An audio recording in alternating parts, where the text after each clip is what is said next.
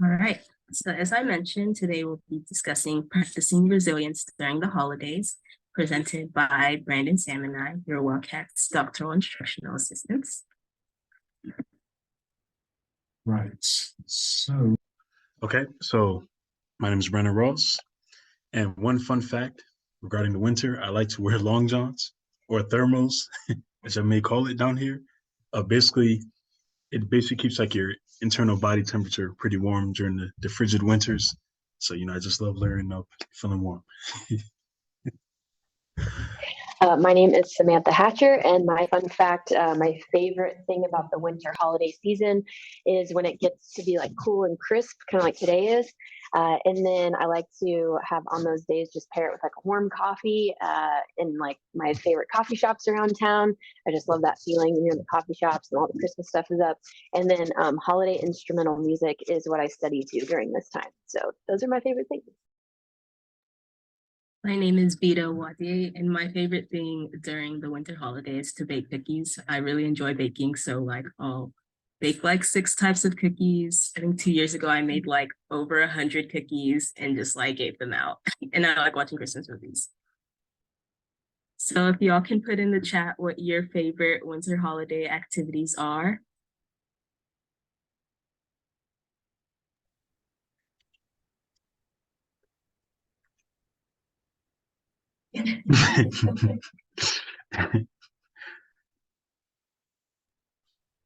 Dr. Besner getting Christmas cookies, so many cookies. I want cookies too, Vita. Yeah, hook that up for us.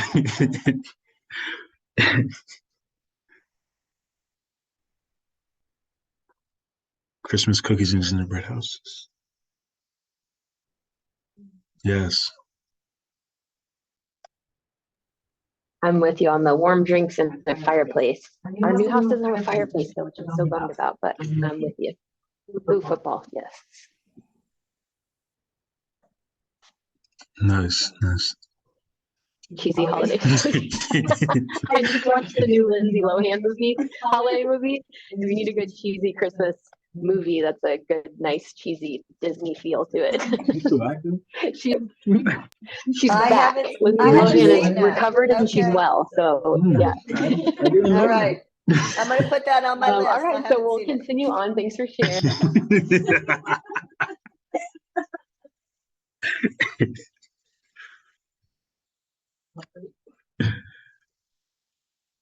Okay, so a quick overview of what we're going to be discussing today.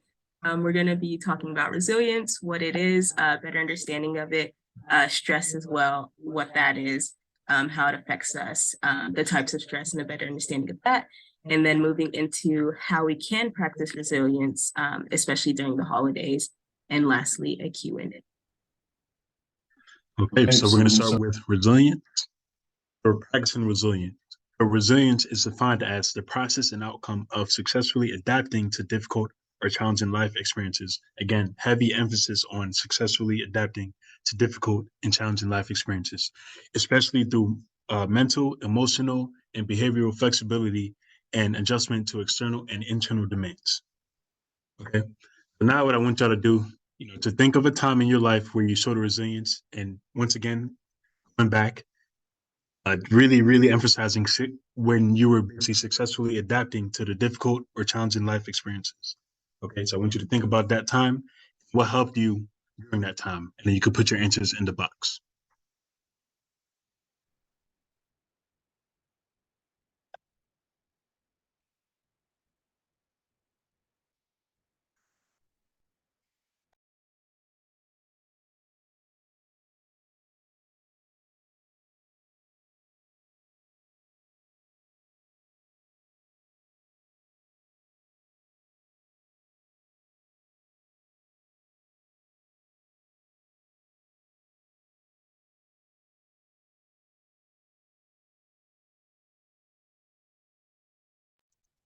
Definitely, Sam, definitely.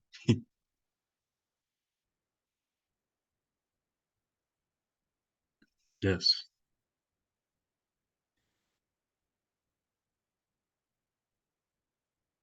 Yes. Okay. So what helped was, I'm sorry, let me scroll back up. Okay, so Rosario said being able to talk it out with someone, often just having someone listen without them making fix-it suggestions. Definitely agree. And Lynn would help getting good sleep. Absolutely. Dr. Besner, what helps me is a strong foundation of healthy habits. Yes.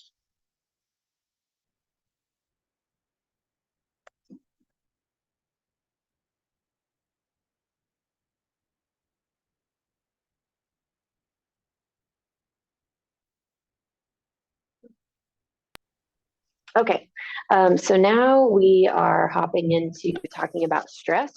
So if we need to understand resilience and how to be resilient, it's really important to take a step back and talk about what actually is stress, and what stressors are. So first we need to big picture kind of take a step back and just think what is stress. So stress by definition is a physiological, which actually means like how it manifests your body, physiological or psychological. So I think a lot of times we think about stress as more psychological, but it's both mind and body. So physiological or psychological response to internal or external stressors.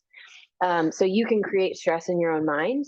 And then you can also have things maybe out of your control that are going on around you that are creating stress as well. So when we think about the holidays, I think there's both internal and external stressors. Internal, as far as you have maybe pressures to get gifts or pressures to show up at certain events, or and then external stressors.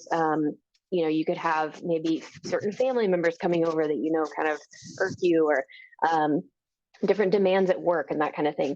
So stress involves changes that affect nearly every system of the body, which is really fascinating, and it influences how people feel and behave. So when we talk about stress, I think what something that people don't understand is there's different types of stress. So there are actually three types of stress. I think the first one I wanted to make sure to mention, because I think a lot of people, when we think stress, especially in our country, stress is usually a bad thing. And whenever somebody says they're stressed, you think they're not doing well. And anytime we talk about stress, it's kind of like a negative connotation. So I wanted to bring up the fact that there's actually a good type of stress. So it's called eustress. And if you break up the word eu, that EU prefix actually means good. So it's like a good type of stress. And this is actually really great for our health. So I think of eustress, like for an example, for me personally, I really love weighted workouts, like strength and conditioning workouts, and they just fuel me and give me energy. They're hard and they're challenging. And so that's a type of stress because of that challenge and that difficulty, but I enjoy it and it motivates me and gives me energy. Let's say you had a job that you really loved and you loved doing, maybe you were a graphic designer and you're a creative person and you love these projects that you got to do, and they were demanding, and there was a certain amount of stress associated with, like, timelines and getting things turned in, but you really enjoy what you do, and that's a type of eustress. So I think it's important to make sure that we remember that there is a type of good stress. And then there's an acute or like short-term stress. So a short-term stress is going to be a dramatic physiological, so like body or mind reaction to a specific event. So when we talk about short-term stress, these are things that kind of come and go in a day. Maybe you had a difficult conversation at work. Maybe you had a kid that was having a hard time and just wouldn't stop screaming. Maybe you're in traffic, somebody cuts you off. So these are just kind of acute stresses that sort of come up. And acute stress could even be the holiday season. It's acute in that there's kind of a beginning and end to it.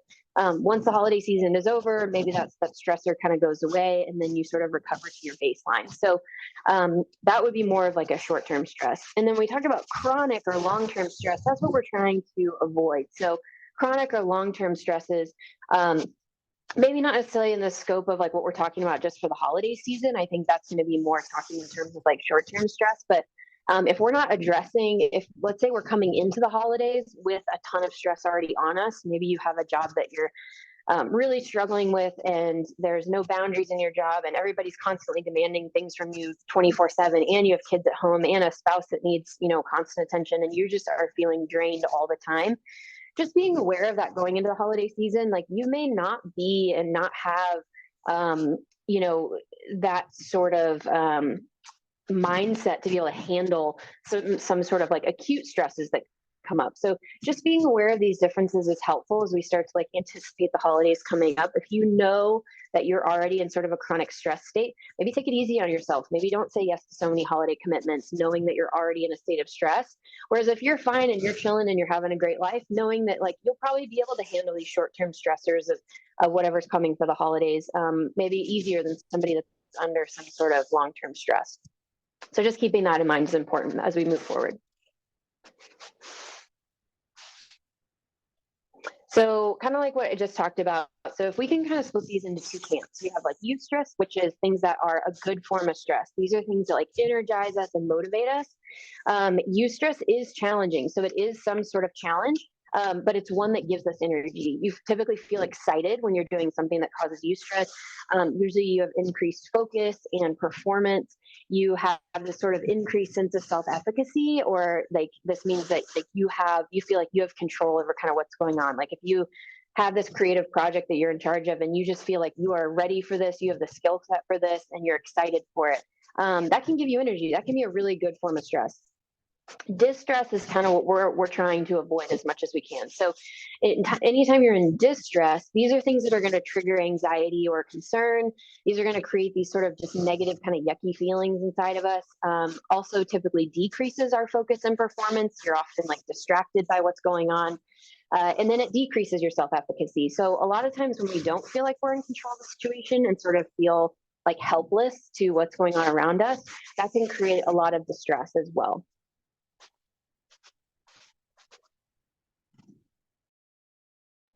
Okay, so now what I want y'all to do is think of a time in your life when you experience eustress. And you could put your answers in the box. So once again, think of a time in your life when you've experienced eustress.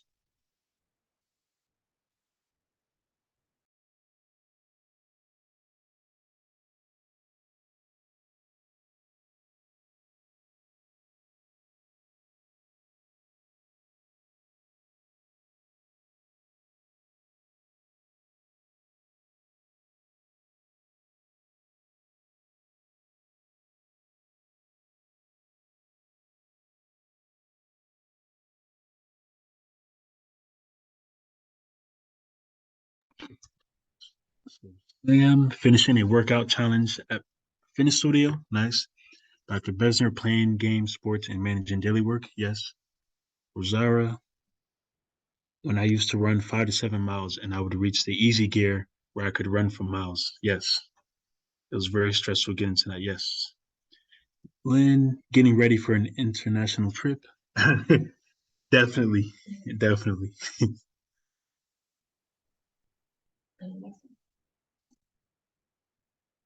Okay. So now I want y'all to think of a time in your life where you experienced distress. So once again, thinking of a time in your life when you've experienced distress.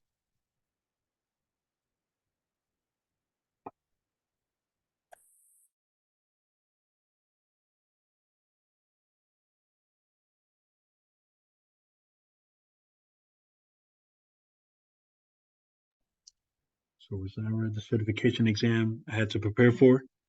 Yes, I can imagine. Sam, my last corporate job in Dallas, I had no control over my time.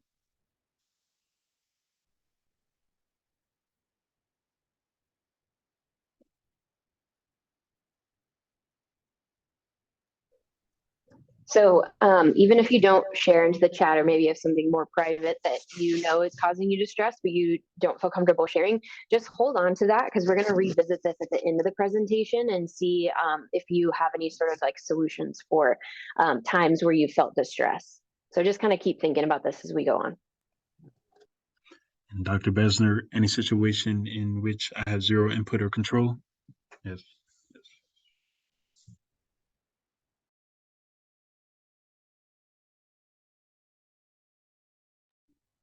So now we're going to talk about stress responses. So what's interesting is that our stress responses are unique. So people process events differently. And a good example of this would be like, I think of rock climbing. So a person that enjoys rock climbing, or like a professional rock climber, they thrive off of being on the rock, off of going up high, off of being at crazy heights and doing crazy things. And that just gives them this energy. But if you were to stick somebody on a rock wall that hates heights and hates doing adventure things outside, they're going to have a very different response to that same exact situation. They're in the same exact situation on the same exact wall doing the same exact thing, but they're having two very, very different responses to the situation. So think about stress responses like that.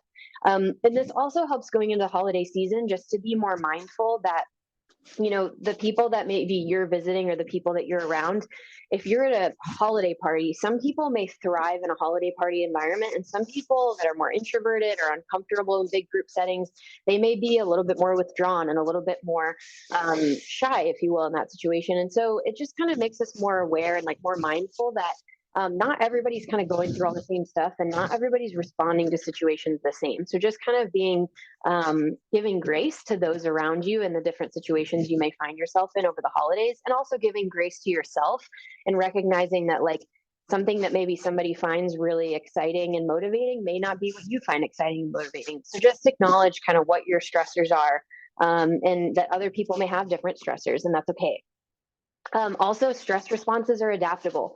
So this is the big thing that we are going to focus on as we start shifting into the last half of our presentation, is really focusing on how can we reframe a situation or seek help in a way that can sort of reframe a stressful situation that maybe was causing distress, and shifting our perspective so it maybe isn't going to be completely eustress and we're going to love it, but what's a way that we can shift it to where our stress response can be a little bit more dampered and it isn't just totally setting us off and just ruining our day.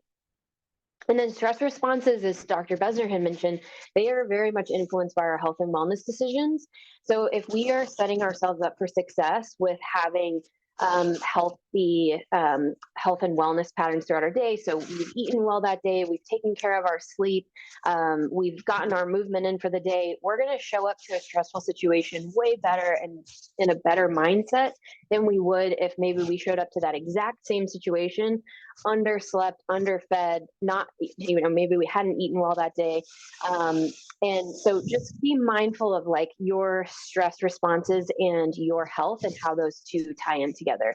Our last WellCats presentation that Vita, Brandon, and I gave, we kind of get into that about how health and wellness choices can influence your brain and how it can influence your emotions and kind of how you show up. Those are all saved on our WellCats page. So if you want to go back and reference that slideshow, you are more than welcome to. And then finally, stress responses are situational. So the environment and conditions of the event do matter. So just be aware of, you know, your environment and that certain environments may trigger you, and maybe go in proactively. If you know that a specific situation during the holidays is a little bit triggering for you and that's a big stressor for you, are there things you can do ahead of time? Are there ways that you can adapt your mindset kind of going in if you already know that maybe a certain person causes you stress? You know, just kind of being proactive in knowing that maybe certain situations are going to be more stressful for you than others. Okay, so what situations in the past have caused you distress over the holidays? And again, you can put your answers if you want to share in your chat.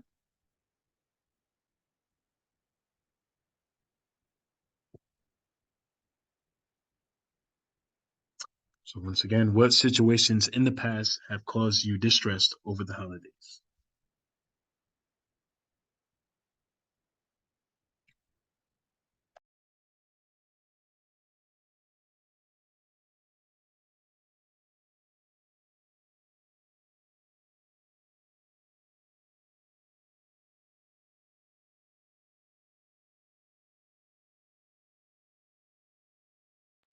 So reserved, not able to visit my family, stuck on my own in Texas. Yeah.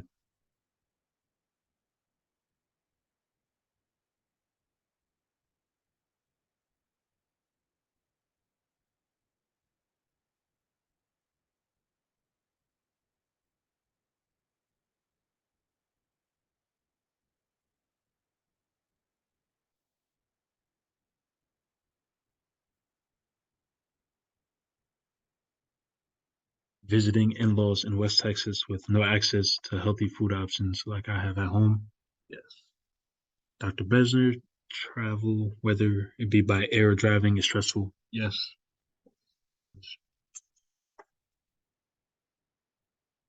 Lynn, being excuse me, being out of my routine. Yes.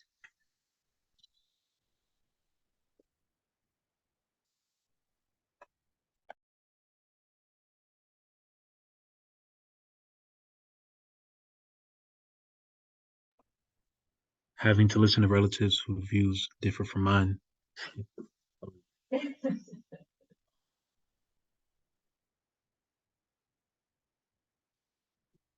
I wish I could put an exclamation point on that one. Oh, there we go. There we go, Sam. Let's just say at some point during the holidays, somebody, and I'm not going to mention what side of the family, mentioned something about flat Earth. And yeah, it was very stressful.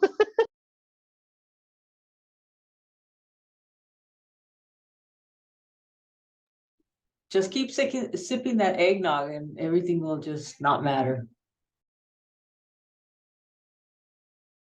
I think that's basically what I did. I think I just ended up getting up from the table at some point. I was like, I gotta go. I got a thing. I gotta go.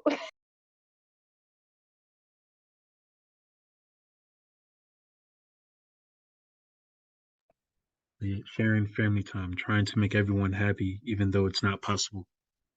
Yes.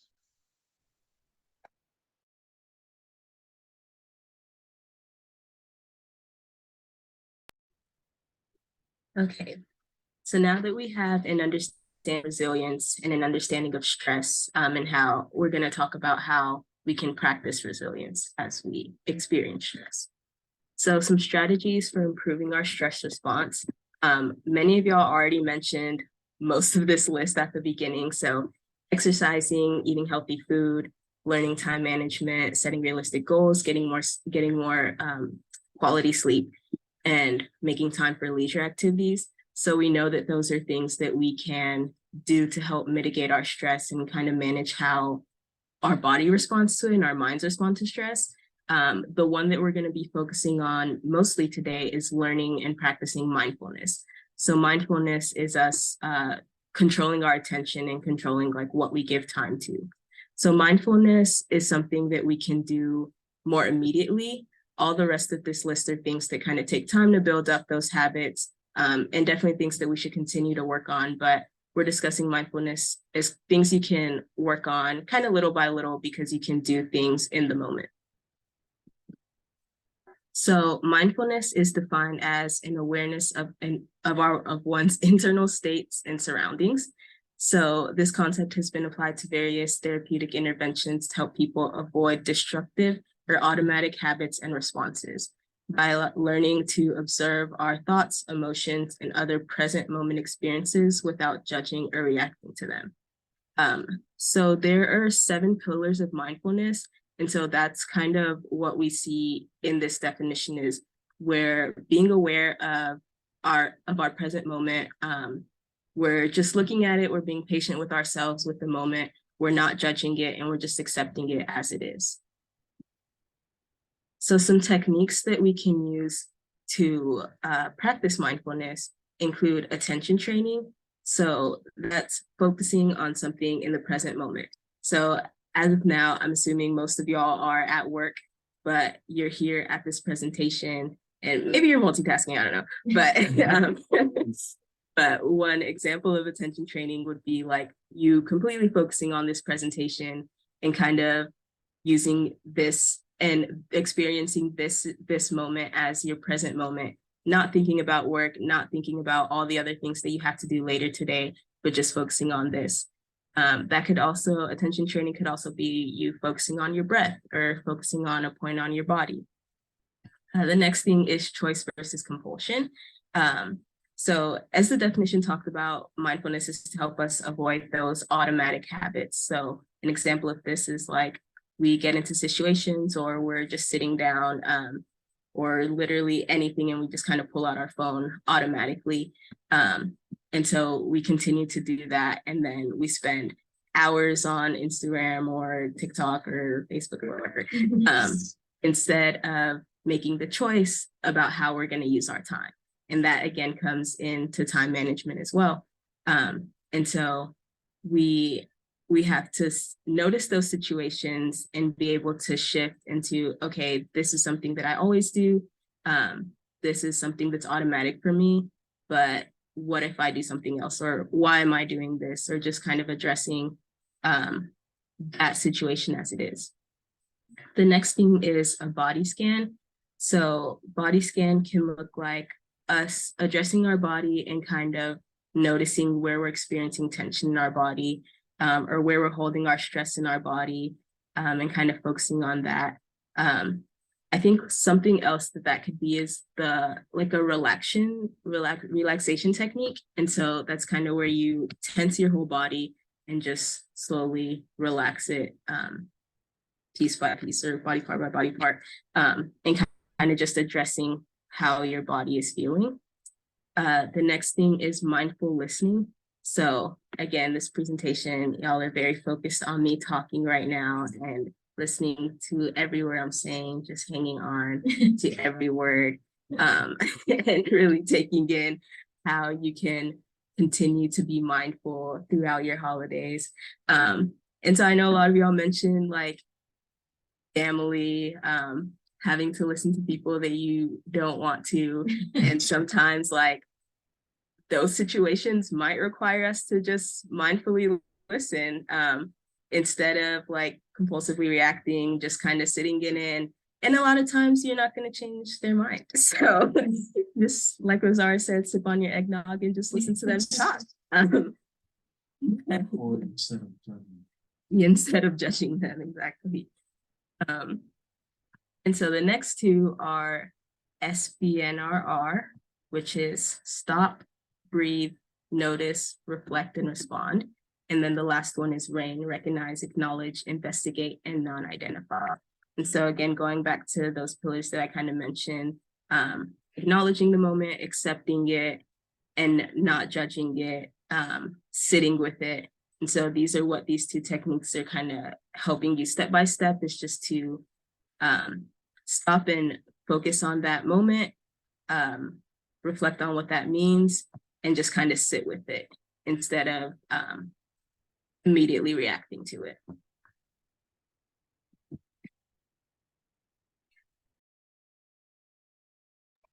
All right. So now I want y'all to think of your stressful holiday situation again. Okay. And what can you change this year to be more resilient? So once again, think of your situation again. And then what can you change this year to be more resilient? And you can share your answers in the box. Hey, Brandon, can you go back to the previous slide? I dig it. I dig it. There you go. That's good. Thanks.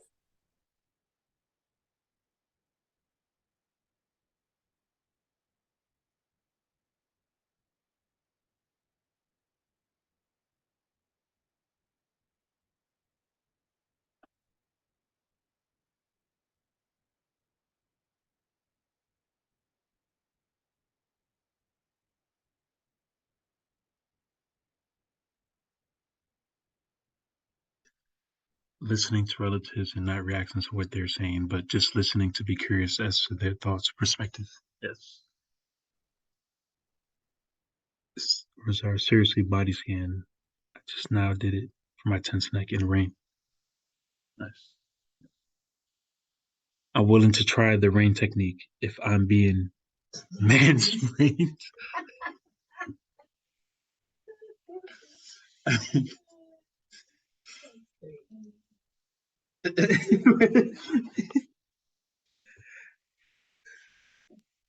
I think too, something that like when we were putting this presentation together is if you're somebody who is really hard on yourself and you're always just kind of critical of yourself, if you're in these situations, it's nice. I like this mindfulness technique that you just kind of acknowledge what is going on, but not judge it. So judging, I think, is interesting because we think of judging as judging others, but I think we can also judge ourselves a lot of the time.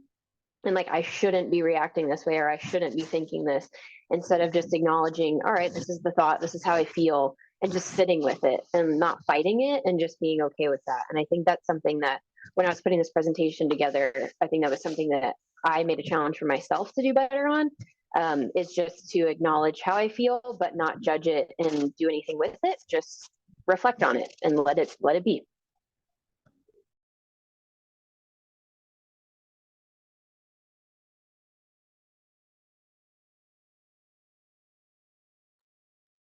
Thanks, Sam. I have to agree with that.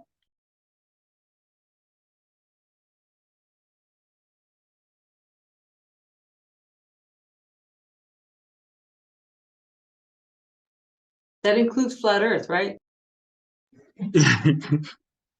You betcha. Okay, so just to recap, so again, we started with resilience, so successfully adapting, main point of emphasis there. Number two, stress, so reframe, so it's threat or a challenge. And number three, practicing resilience, so planning for success and mindfulness practice. All right. Any questions, comments? Can I comment? Yeah, of course. Vita, I think that what you did during the presentation is so on spot, because you're right. I'm getting all these emails. A grant is due today. So I was doing that. Then you said, so like this presentation, you're all paying attention. And you know what? Once I let go, there's still more emails to read. Once I let go of that, I'm actually able to enjoy my moment. So thanks for bringing me back in.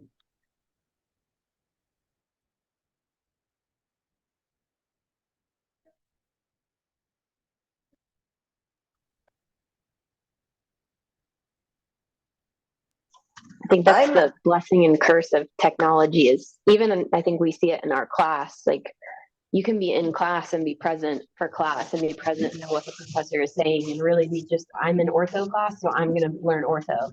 And I think a lot of times it's tempting to, have something going on while class is going on, or, we'll see people like have their study guide up for the test that's coming up in this other class. And you're sort of selling it short for both classes. I'm not really listening to the professor and I'm not really studying what's on my screen. I'm sort of splitting my time. And it's amazing how much more you can get out of a class if you're just there and present in that class. And you actually end up remembering more of it and probably don't have to study as hard because you're actually present in that class. And that's something that I feel like comes up a lot for our program and kind of where we're at right now.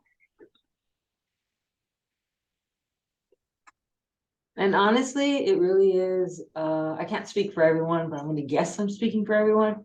It's definitely a technology interfered habit we've all gotten into.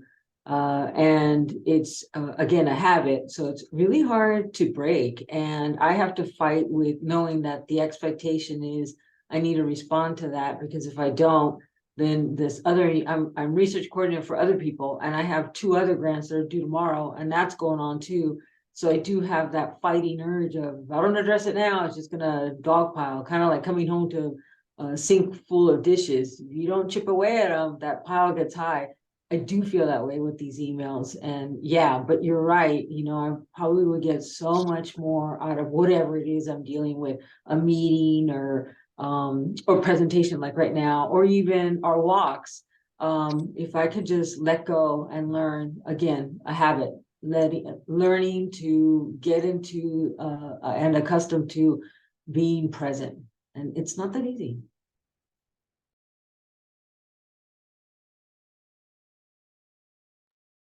And I think that's the real key. And I love that point, Rosara, is like of today's presentation is that of all the things that, we could do to manage our stress better, mindfulness is something we can all do right now, and something that is challenging for everyone right now in the state of technology and having a phone at our fingertips all the time.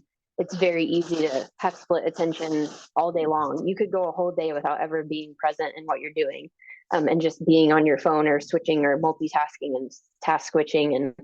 And so we just felt like, this kind of mindfulness piece, we all really enjoyed learning more about, and that, everyone can really work on, just given, technology and the great things it's brought us, but also I think it's taken us away from the present moment too. So we hope you all have enjoyed our presentation leading into the holidays.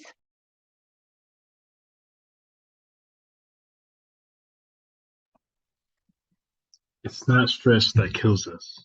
It is our reaction to it. Mm.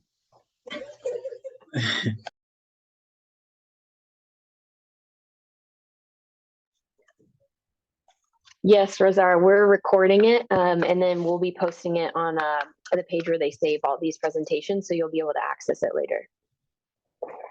Thank you everybody for being here. I know it's a busy time, like we were all just talking about, but we really appreciate you being present with us and sharing your time with us. And we hope you all have a wonderful, wonderful holiday season. Thanks, y'all.